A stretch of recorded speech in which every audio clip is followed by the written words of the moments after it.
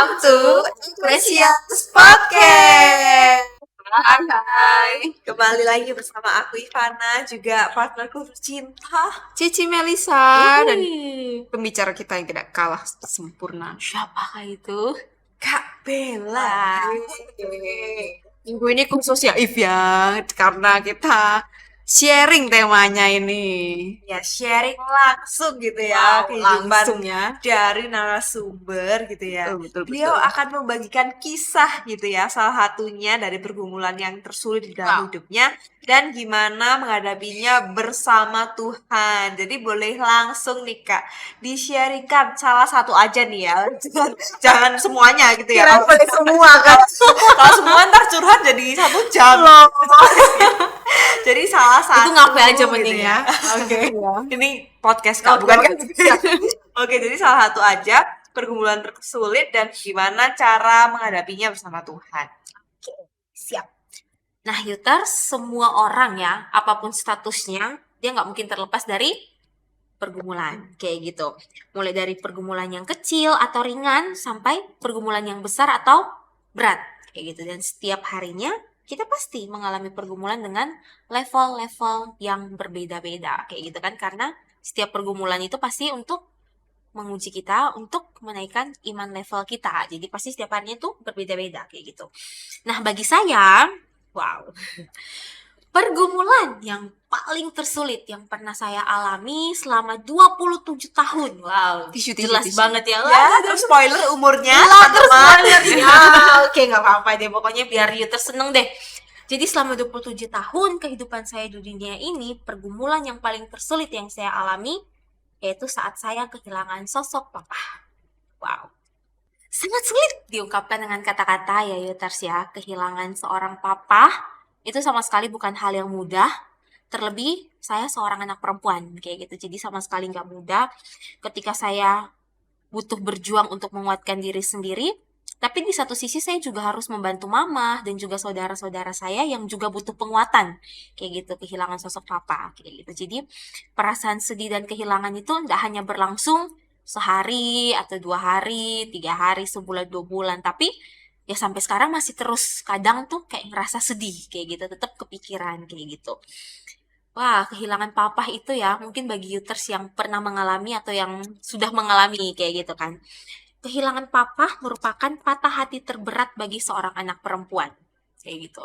Dimana dia itu adalah cinta pertama saya, dia adalah laki-laki pertama yang meluk saya, dia adalah laki-laki pertama yang memberikan kasih sayang kepada saya yang sangat berlimpah. Kayak gitu, walaupun sempat tinggal berjauhan sekitar 4 tahunan. Saya di Ambon, papa di Batam, kayak gitu.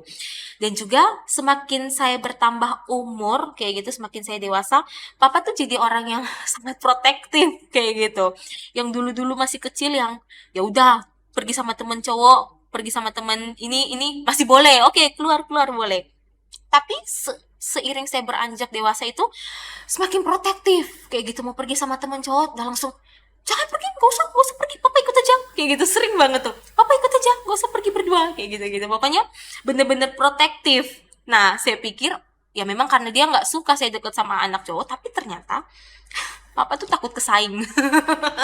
Dia tuh takut kesaing, dia takut kalau rasa sayang dari saya itu akan terbagi, kayak gitu. Jadi dia tuh nggak mau sama abang saya aja tuh kadang dia masih kayak misalkan beli makanan paling simple, beliin makanan buat pasti sama dong kayak gitu, tapi dia tuh merasa bahwa dia yang harus lebih kayak gitu loh. Abang tuh nggak boleh dapat yang lebih dari aku kayak gitu. Jadi kayak bener-bener takut kesaing. Pokoknya dia tuh maunya dia satu-satunya pria yang dicintai oleh anak-anak perempuannya kayak gitu.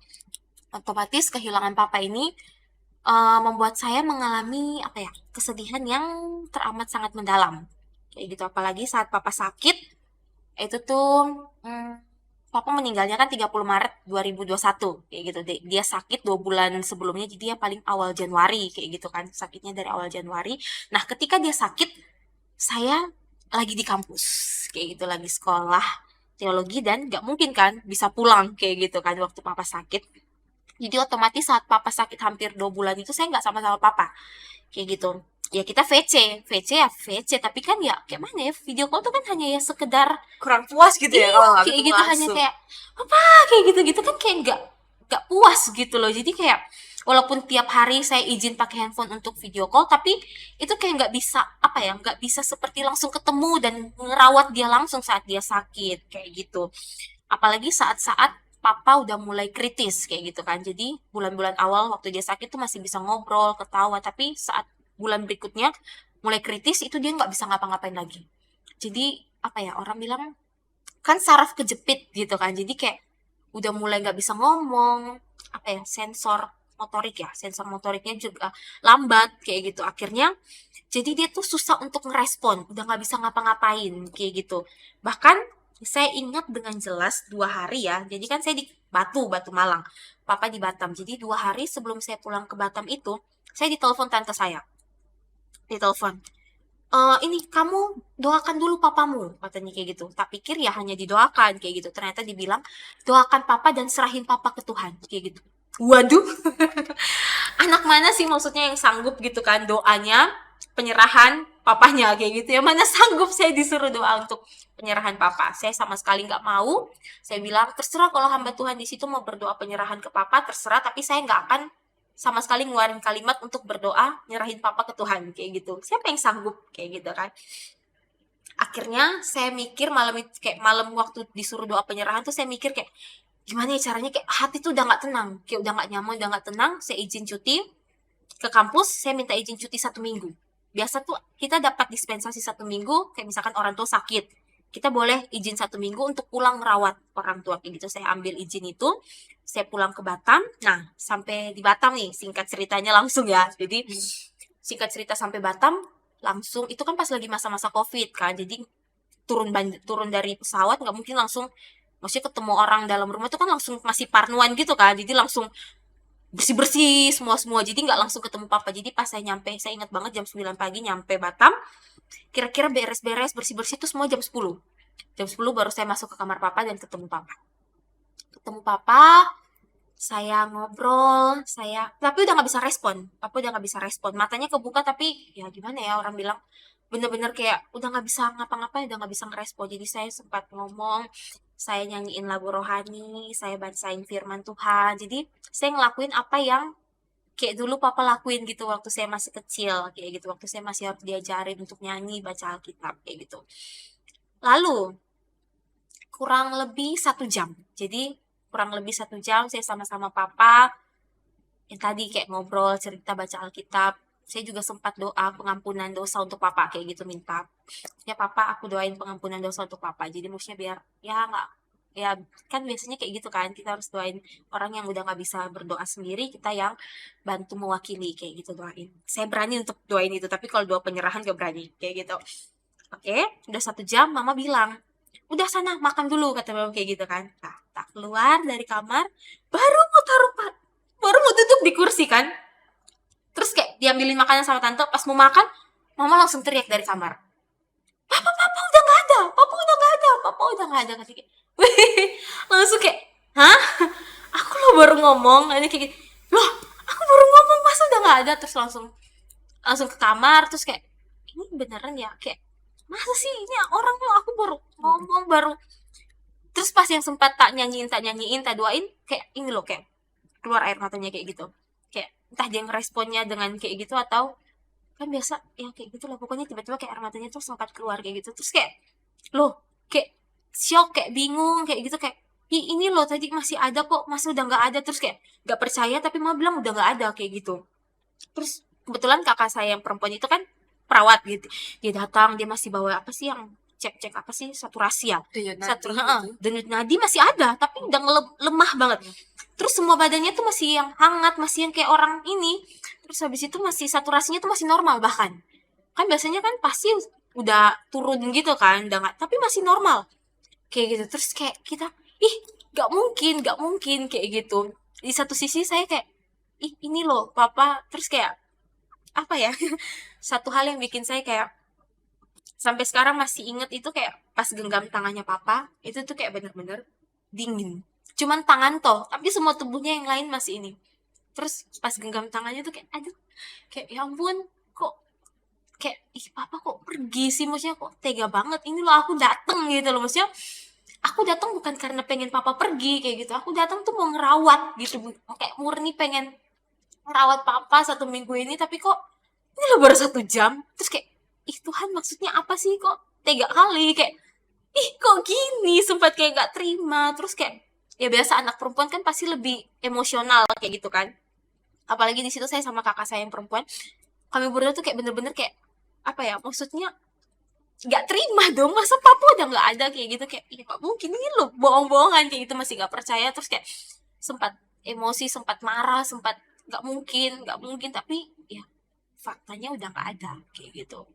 Terus ketika papa udah nggak ada kan, kita udah nggak mungkin lagi di kamar kan kayak gitu, telepon orang-orang yang untuk ngurusin kayak gitu. Saya keluar, saya ke kamar sebelah, saya cuma duduk, nggak tahu harus ngomong apa, cuman bisa duduk. Terus kayak ih surprise banget sih, kayak wow, tak terduga banget sih kejadiannya. Kayak orang datang ke sini buat rawat, bukan buat ngeliat dia pergi, dia malah pergi kayak gitu. Kayak semuanya tuh apa ya, sangat cepet gitu loh berlalunya, sangat cepet banget berlangsungnya. Terus yang satu hal terlintas di pikiran saya, gimana ya cara saya untuk melewati semua ini kayak gitu. Kayak mana ya Tuhan, kayak gitu. Gimana ya Tuhan, kok kayak gini ya Tuhan ya. Maksudnya kayak Tuhan kok ngelakuin hal yang di luar nalar gitu loh. Maksudnya kayak memang sih semua orang akan mengalami hal itu, cuman kayak nggak habis pikir. Ini loh aku sedang kuliah teologi, memberikan hidupku untuk Tuhan, tapi kok malah Tuhan ngambil orang yang aku sayangi kayak gitu. Maksudnya pijakan kita gitu loh diambil kayak gitu kan, gak mudah kayak gitu. Singkat cerita, pemakaman selesai sampai saya balik ke kampus, kemudian beberapa bulan kemudian pikiran itu masih terus terlintas kayak kenapa, kenapa, dan kenapa.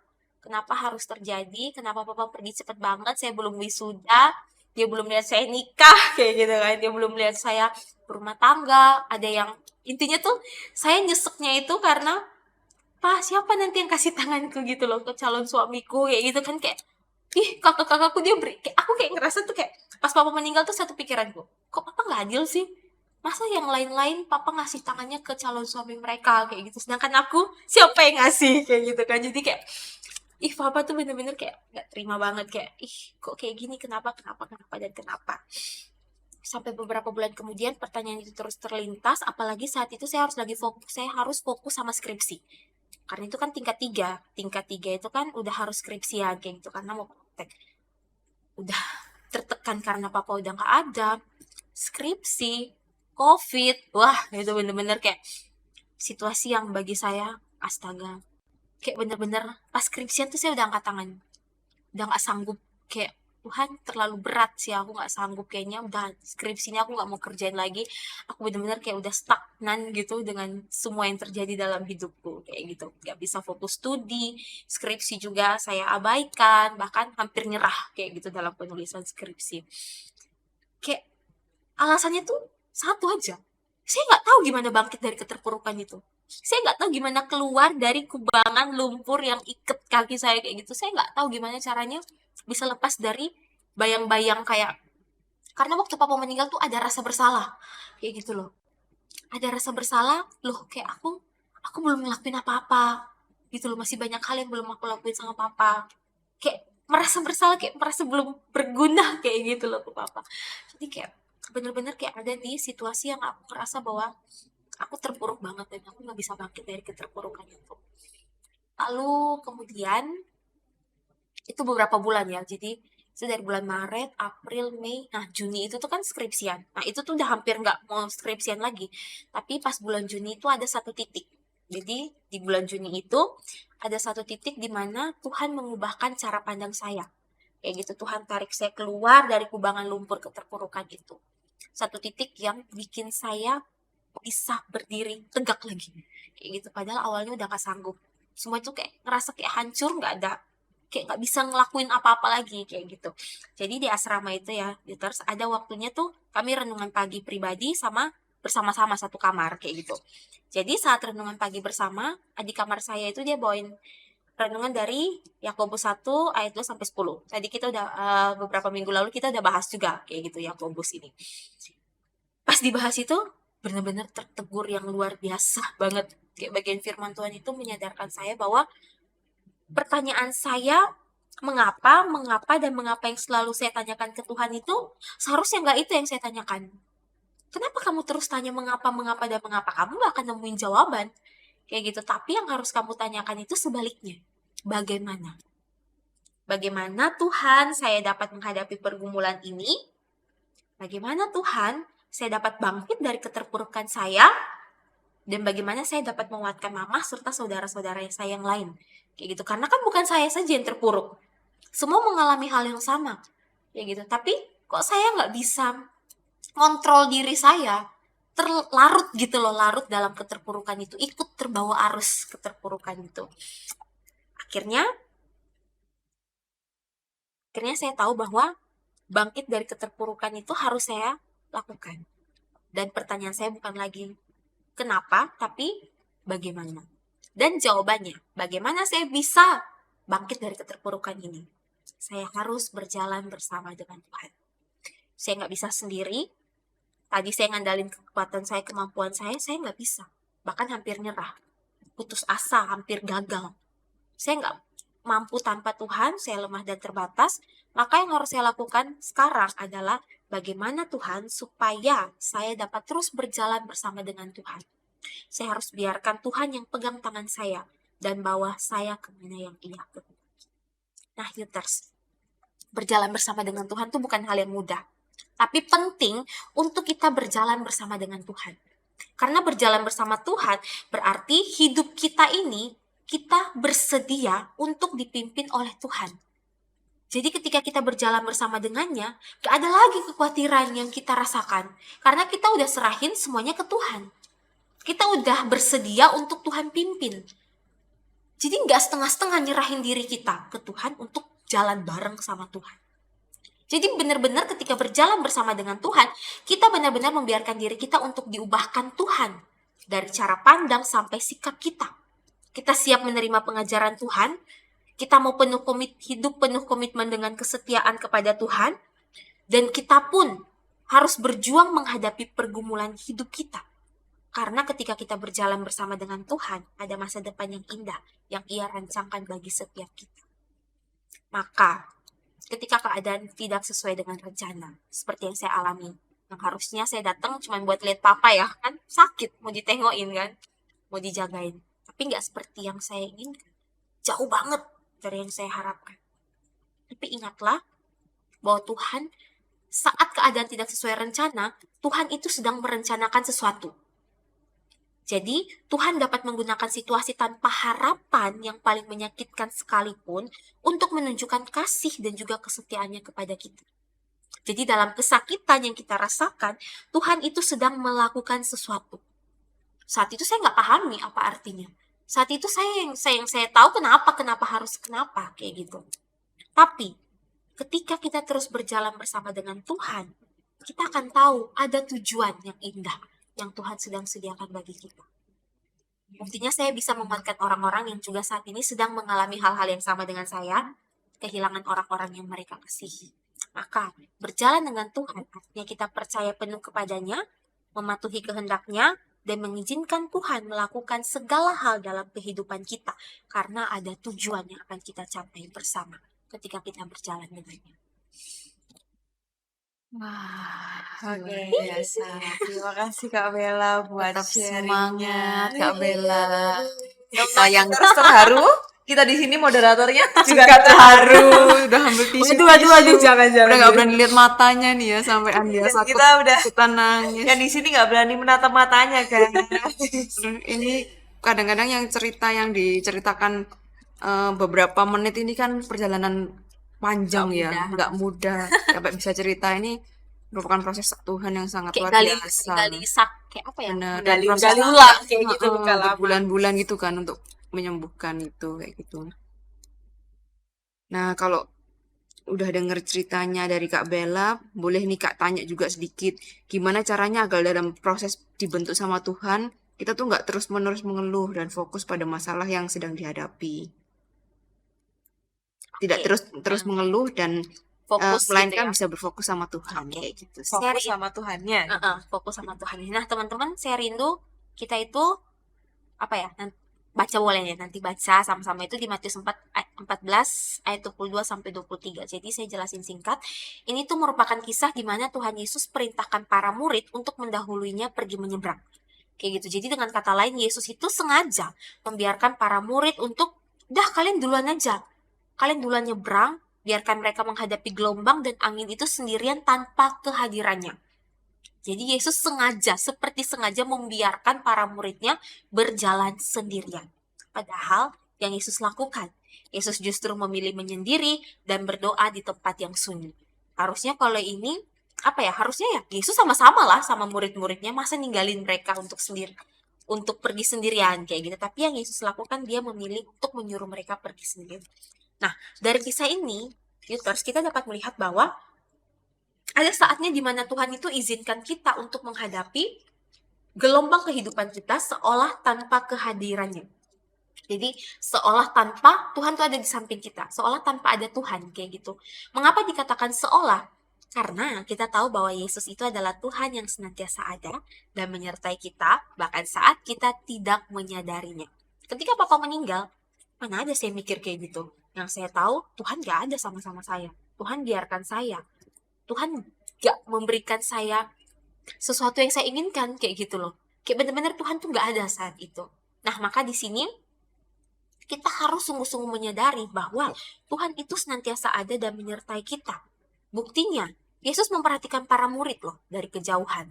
Saat dia sedang berdoa, dia tetap memperhatikan para murid. Bahkan ketika para murid mereka menghadapi gelombang dan angin yang terjal, angin yang sakal itu, Yesus datang kepada mereka dengan cara yang ajaib. Dengan cara yang tidak terduga. Cara yang sama sekali akal manusia yang lemah, yang terbatas ini bisa pikirkan.